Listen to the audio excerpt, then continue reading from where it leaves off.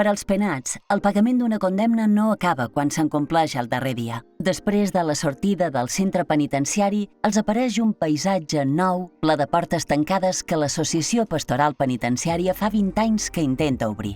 Emparada en l'objectiu d'aconseguir un model de justícia restaurativa, la pastoral penitenciària segueix un model en què es repari el que ha danyat a les víctimes al mateix temps que s'aconsegueixi una reinserció real dels penats i s'impliqui la comunitat en el desafiament d'aconseguir una societat més justa i inclusiva, sensibilitzada amb l'entorn penitenciari i que ajudi a humanitzar la vida d'un col·lectiu tan estigmatitzat com el dels reclusos i els exreclusos.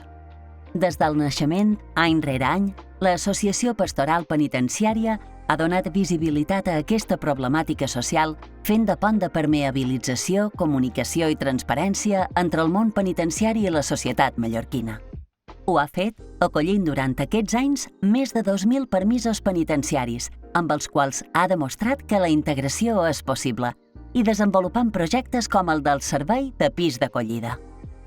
Aquest programa d'atenció integral a la població reclusa i exreclusa en situació d'exclusió social cobreix necessitats bàsiques com allotjament i menjar i acompanya de manera integral els residents als pisos en el seu procés d'inserció sociolaboral. El format ha demostrat prou el seu èxit, ja que ha assolit un gran nivell de reinserció dels participants i una reducció elevada de la reincidència en conductes delictives.